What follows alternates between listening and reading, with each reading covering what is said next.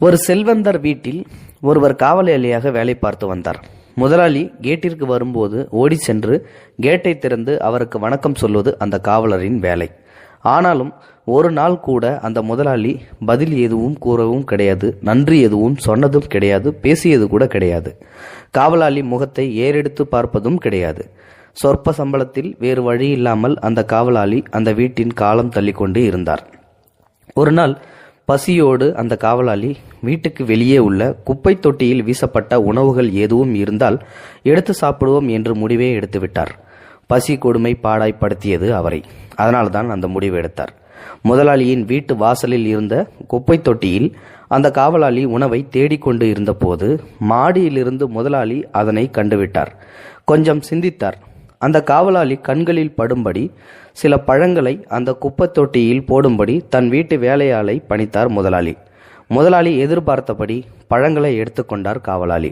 அடுத்த நாள் அதே இடத்தில் திரும்பவும் காவலாளி உணவை தேடிய போது புதிய சுத்தமான உணவுகள் நல்ல பேக்கிங்கில் ஒரு பையினுள் அங்கே இருந்தது. காவலாளி சந்தோஷத்தில் எங்கிருந்து வந்தது என்று கூட பார்க்காமல் எடுத்துச் சென்றார். இவ்வாறே தினமும் அதே இடத்தில் ஒரு பை இருக்கும். அந்த பை நிறைய உணவுப் பொருட்களும் இருக்கும். அவரும் அதை தவறாமல் எடுத்து தன் மனைவி குழந்தைகளுக்கு கொடுத்து வந்தார்.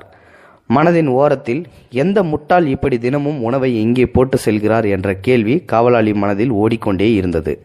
சம்பளம் குறைவு என்றாலும் 3 வேளை உணவு தனக்கும் தனது குடும்பத்திற்கும் கிடைப்பதால் அந்த காவலாளிக்கு பெரிய வாழ்வாதார சிக்கல் எதுவும் தோன்றவில்லை. அதற்கு பிறகுதான் விதி வழியானதுதானே. திடீரென்று ஒரு நாள் அந்த செல்வந்தர் முதலாளி இறந்து விட்டார்.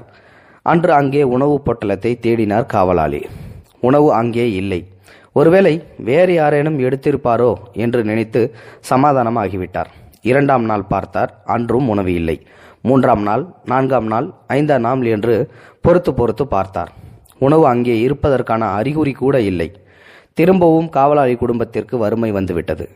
தனக்கும் தன் குடும்பத்திற்கும் உணவளிக்க பெரும் கஷ்டத்துக்கு ஆளானார். அந்த வீட்டில் கிடைத்த சொற்ப சம்பளம் போதவில்லை. கடவுள் கொடுத்த உணவும் வேறு அவருக்கு கிடைக்கவில்லை. இந்த காலகட்டத்தில் பயங்கர கொடுமையாகும். ஒரு முடிவுக்கு வந்தவராக தனது முதலாளி அம்மாவிடம் போய் நின்றார் அந்த காவலாளி. தனக்கு ஒன்று சம்பளத்தை உயர்த்தி கொடுக்கவும், இல்லை தனக்கும் தன் குடும்பத்திற்கும் 2 வேளையாவது உணவு கொடுக்கவும், அப்படி செய்தால் வேலையில் இருப்பதாகவும், இல்லையெனில் வேலையை விட்டு விடுவதாகவும் மன்றாடினார். வீட்டு அம்மாவிற்கு காவலரை பார்க்க பாவமாக இருந்தது. சிறிது நேரம் அமைதி காத்தாள். பிறகு கேட்டார் அந்த காவலரை பார்த்து, இதுவரை எப்படி இந்த சொற்ப சம்பளத்தில் நீ சமாளித்தாய் உன் குடும்பத்தை? எனக்கு பதில் சொல் என்று கேட்டார். இப்போது சமாளிப்பதில் உனக்கு என்ன சங்கடம், அதையும் சொல் என்று கேட்டார். வேறு வழி இல்லாமல் அந்த காவலாளி அனைத்து உண்மையையும் சொன்னார்.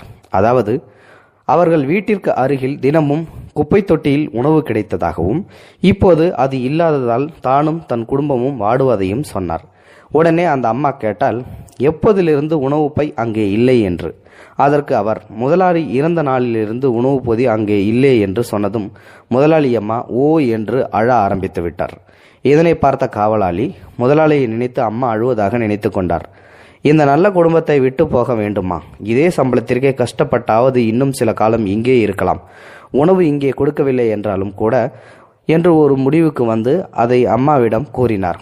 அதற்கு வீட்டம்மா, நான் அழுத காரணம் வேறு. உனக்கு ஒன்று தெரியுமா? என் கணவர் தினமும் 5 பேருக்கு உணவளித்து வந்தார் ஒரு கடமையாக. அதில் 4 பேரை நான் ஏற்கனவே கண்டுபிடித்து தொடர்ந்து அவர்களுக்கு மீண்டும் உணவளித்து வருகிறேன்.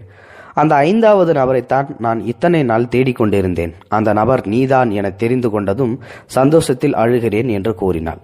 நான் தினமும் தவறாமல் வணக்கம் சொல்லியும் ஏறெடுத்தும் கூட பார்க்காத நம்ம முதலாளியா இப்படி நமக்கு உணவு தந்தார் என நம்பவே முடியவில்லை என்றார்.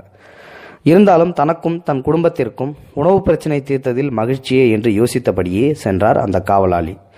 அன்று உணவு அவருக்கும் குடும்பத்திற்கும் காவலாளி கையில் கொடுக்கப்பட்டது. அடுத்த நாள் முதல் முதலாளியின் மகன் தினமும் காவலாளியின் வீடு தேடி வந்து உணவு பையை காவலாளியின் வீட்டில் கொடுத்து சென்றான். வீட்டு வாசல் குப்பை தொட்டியில் உணவை வைக்கும் பிசினஸ் முறையெல்லாம் இல்லை. காவலாளியோ வீட்டில் உள்ளவர்களோ நன்றி எப்படி சொல்லியும் முதலாளி மகன் அதற்கு எந்த பதிலும் சொல்லாமலேயே சென்று கொண்டிருந்தான், அவனது தந்தையைப் போலவே. ஒரு நாள் முதலாளியின் மகன் வீடு தேடி வந்து கையில் உணவு பையை கொடுக்கும்போது வழக்கம் போல நன்றி சொன்னார் அந்த காவலாளி. அதற்கு அங்கிருந்து எந்த பதிலும் வரவே இல்லை. பொறுத்து அந்த காவலாளி பார்த்து ஒரு நாள் பொறுமையை இழந்து மிகவும் உரத்த குரலில் தன் வீட்டு கதவை தட்டியபடி நன்றி ஐயா என்று சொன்னார். எதர்ச்சியாக திரும்பி பார்த்த முதலாளி மகன், எனக்கும் என்னுடைய தந்தையைப் போலவே காது கேட்காது, 2 காதும் சரியில்லை என்று சொல்லி வீட்டிற்கு திரும்பி போனான். காவலாளிக்கு இருந்த முதலாளி ஏன் தன்னிடம் இதுவரை எதுவும் பேசாமலும் சொல்லாமலும் அமைதி காத்தார் என்பதன் அர்த்தம் புரிந்தது.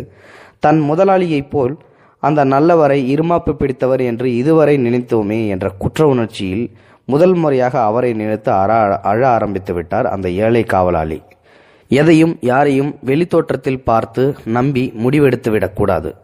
நாம் சந்திக்கும் ஒவ்வொரு மனிதர்களும் வெவ்வேறு விதமான போராட்ட களத்திலே வாழ்க்கையை தள்ளுகிறார்கள் என்றால் மிகையாகாது.